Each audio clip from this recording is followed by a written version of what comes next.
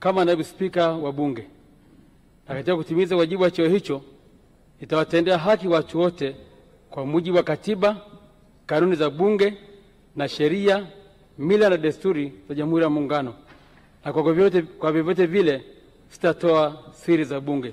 Ewe Mwenyezi Mungu nisaidie.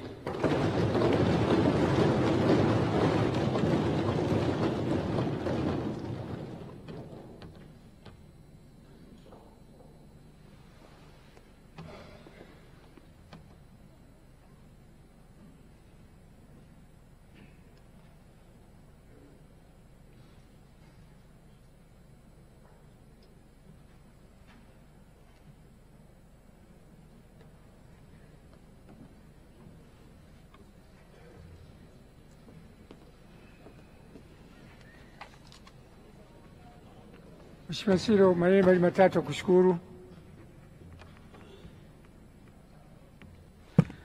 Mheshimiwa Spika, Mheshimiwa wabunge wenzangu, kwanza nichukue nafasi hii kumshukuru tena Mwenyezi Mungu kwa ajili ya muda huu.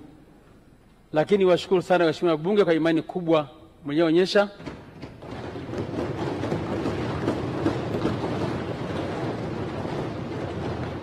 Naomba niwaahidi tu ushirikiano kwenu, na niombe sana ushirikiano kwenu katika kutimiza wajibu huu ambao nimekabidhia siku ya leo. Mheshimiwa Spika, nikuahidi kwa ushirikiano mkubwa na kushauri kwa uadilifu mkubwa kwa manufaa ya Watanzania.